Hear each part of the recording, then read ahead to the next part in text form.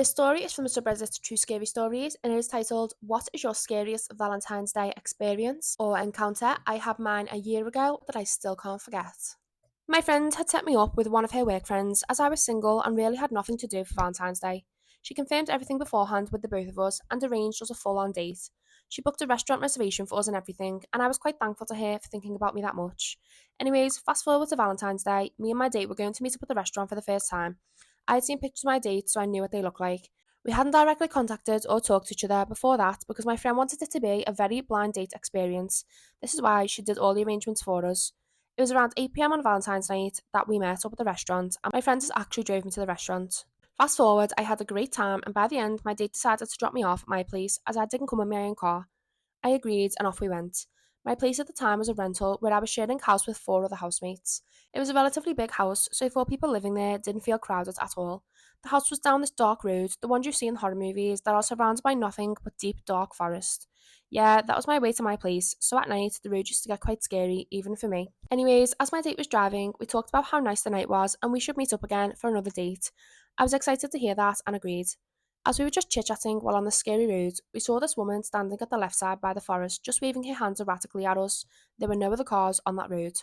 I don't know how to explain it, but the way she was waving her hand was really erratic, as if she was in direct need of help. I told him not to stop the car as I was kind of creeped out, especially at such a scary dark road. It could have been a trap for all I know. My date at that point had slowed the car down a little bit as he thought that woman was genuinely in need of help, but my intuition just didn't budge and I told him not to slow down and keep going. All of this happened in mere seconds of her coming in our vision and me having a bad feeling. My date wanted to help her, but at this point, I was getting really scared, so I told him a bit more loudly to not stop and keep going. As our car was side by side with this woman, I noticed her face even closer now, and it's something I'll never forget. Her face was half burned, but not recently burned. You know how the burnt skin looks after some time as it starts peeling off? I don't know how else to explain it, but she didn't look human.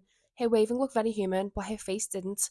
As we were almost side by side with this woman, who, mind you, was still waving erratically, my date also noticed her face. That is when he stepped on the gas and zoomed from there. The scariest thing was how her face just didn't match her body's movements.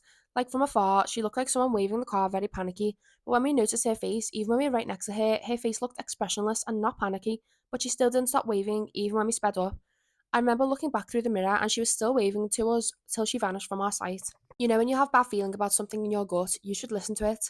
That night, my date dropped me off and very rightfully so was creeped out, and I asked him to stay at my place if he wanted to, but he insisted that he would take a different route. We did end up going on other dates, but unfortunately it didn't work out. That night still is ingrained in my memory of how she looked so expressionless and half of her burnt face. I think it was something inhumane, and if we would have stopped to help her, who knows what would have happened.